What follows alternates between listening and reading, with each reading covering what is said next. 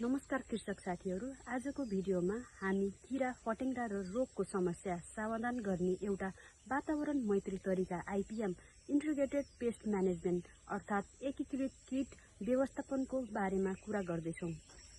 हामी मध्ये धेरैले बाली जोगाउन जथाभावी रासायनिक विषादी प्रयोग गर्ने गरेका छौँ, तर यसले हाम्रो माटोको उर्वरा शक्ति बिगार्छ, हाम्रो स्वास्थ्यमा असर गर्छ र खर्च पनि बढाउँछ। यसको दिगो विकल्प के हो त? त्यो हो आइपिएम।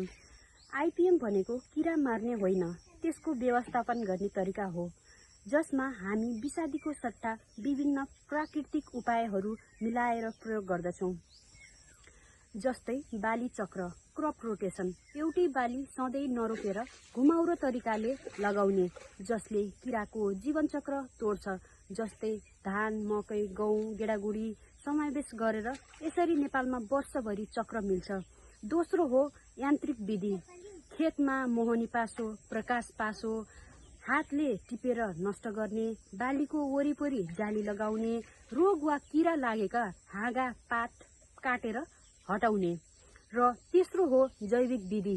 खेतमा किराका प्राकृतिक शत्रुहरू जस्तै माकुरा, ड्र्यागन फ्लाई, भेगुता, छेपारो, चरालाई प्रोत्साहन गर्ने। रासायनिक विधि विषादी अन्तिम विकल्प मात्र हो, त्यो पनि सकेसम्म जैविक वा कम हानिकारक र तोकिएको मात्रामा मात्र प्रयोग गर्ने। यसका फाइदाहरू: आइपिएम विधि अपनाउँदा किसानहरूलाई धेरै फाइदा हुन्छ।